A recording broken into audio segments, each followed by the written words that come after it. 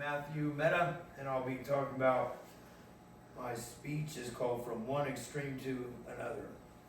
And again, my name is Matthew Mehta. I graduate this summer, and I'm going to do a paid internship as a CADC, so I'll get my certification, and I'll walk in May on graduation. But I want to continue to go for a bachelor's in psychology because I want to be a QMHP or qualified mental health associate or provider, like in a treatment center for young people that are casualties of the war, the longest war that's ever, that we've ever had. It's called the war on drugs.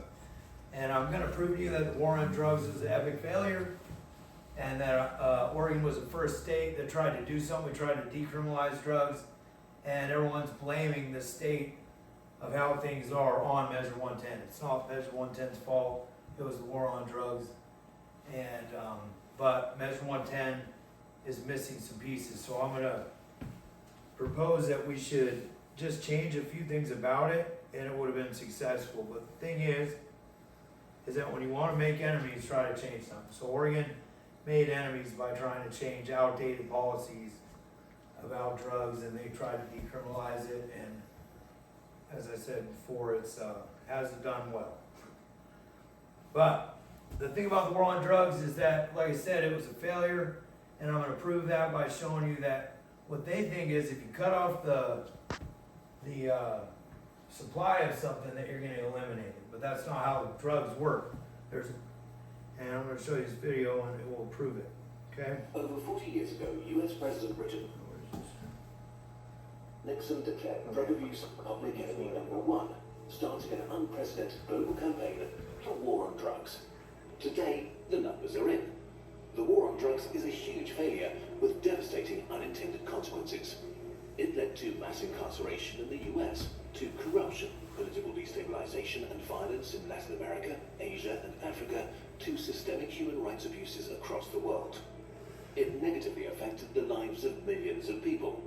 All of this while we waste billions of dollars every year only to create and fuel powerful drug cartels, while the goal of the war on drugs seems less achievable than ever. A world without drugs. How could this happen?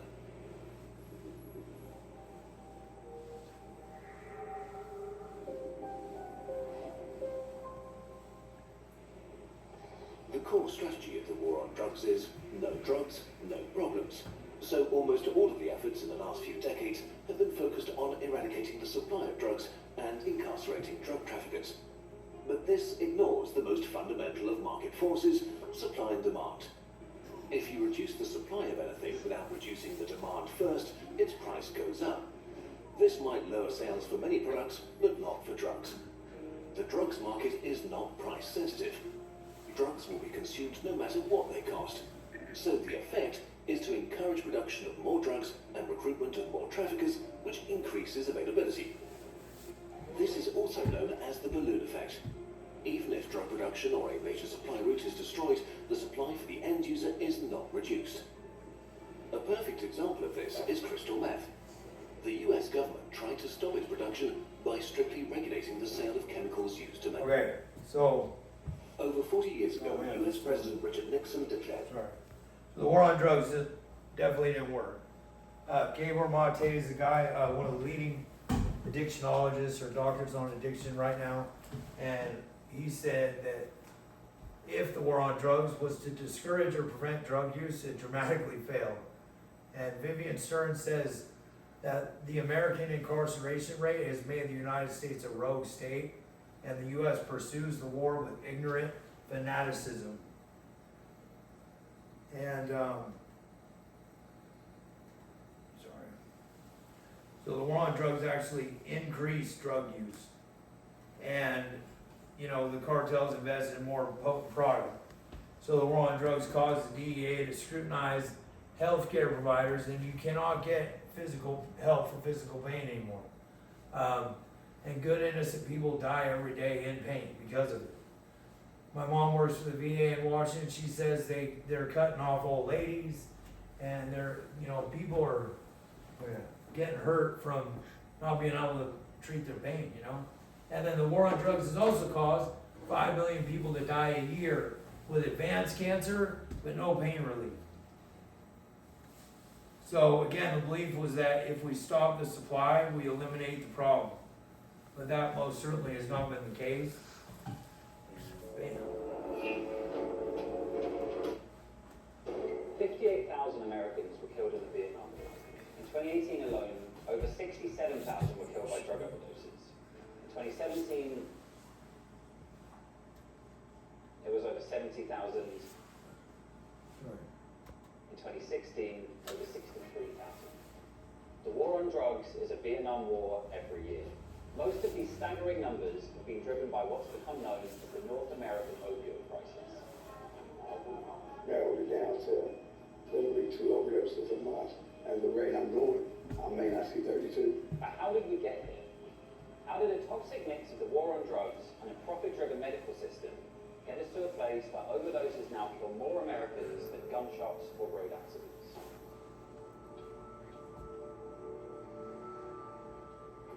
America has had a heroin problem for decades, but around 2010, something changed, shifting it from a national problem to an epidemic. Opiates have always been used for pain relief, and fair enough. No one wants to go through an operation without morphine.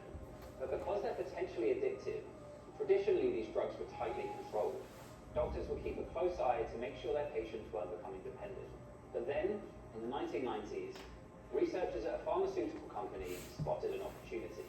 They began pushing the idea that opioid pain medication was actually much less addictive than previously thought. And why were these companies so desperate to convince doctors that they could prescribe far more powerful opioids? So, as you know, what happened was that they started cracking down on prescriptions after write mass prescriptions for a bunch of people because, like he said, the prescription drug thing is based on, sales, basically. So they pushed it, a bunch of people got hooked, and then they cracked down on doctors, and all those people had to find their shit somewhere. Excuse my language.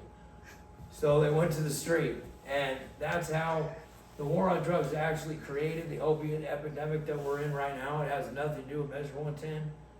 And you know how I know that is because other states that do not have Measure 110 are in just as bad a shape. So,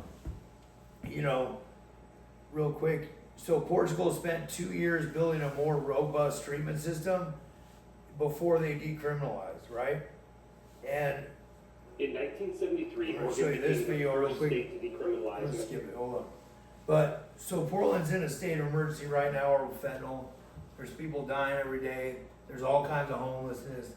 And the thing is that they're looking at Measure 110 and what they're saying is it's a fail, and it is. The reason why is because it was originally created to help people get in treatment. And it was supposed to mimic what Portugal did. So Portugal, they decriminalized everything from crack to cannabis, and then what they did when you got in trouble though is they put you in treatment, and they helped you like get a better life, like go to school, that type of thing. They had a commitment to the person, right? Now America in Portland, they decided, okay, well let's just decriminalize drugs without the second part. So what's happened is you can get away with openly using and selling drugs right in public, and naturally it's kind of like not doing well. All you have to actually do is make a phone call to get off of a charge if you get caught in Portland.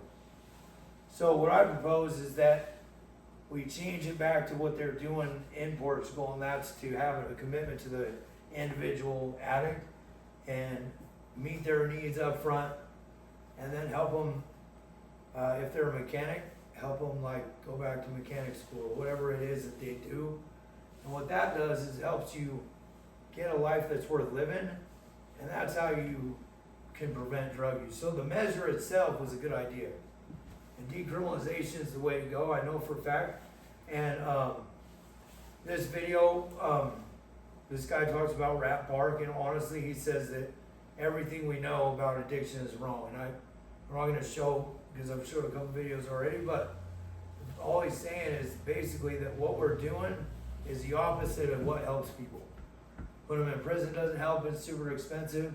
So what I propose is that we just revise Measure 110, and that what we do with an addict when they get caught is they go in front of a board of people like in Portugal, and we decide, okay, so you need housing, we're gonna hook you up. And, you know, whatever you need, if you need housing, treatment, mental health, all that stuff, we'll get you plugged in. And we have a commitment to that person for at least a year. So like, getting caught would be almost like winning the lottery. It's just saving your life. Instead of, most of the people that are on fentanyl and on the street don't wanna do it anymore. They just don't know how to stop. So like getting caught, people would think about it, if you had a system that was that good, people would be trying to get caught, right? Because they would wanna get the help that, you know, you keep hearing about, cause you hear about people that are getting caught and getting help. So that's what, I propose, that you change the measure, and that, you know, we just went from one extreme to another, and that never does good. So we went from the old system to this new one of just complete, like, do whatever. And I get why everyone is, you know, criticizing the bill and that it's wrong and whatever, but they don't understand that you cannot make any addicts, not, like, the war on drugs proves it. You can't take people with supply, and you can't, you know, threaten them with all kinds of consequences. They'll just keep using. Drugs is a way more higher demand than they can stop. So why not, what I propose is legalize it completely and put money into treatment and helping people. And so that's it. Thank you.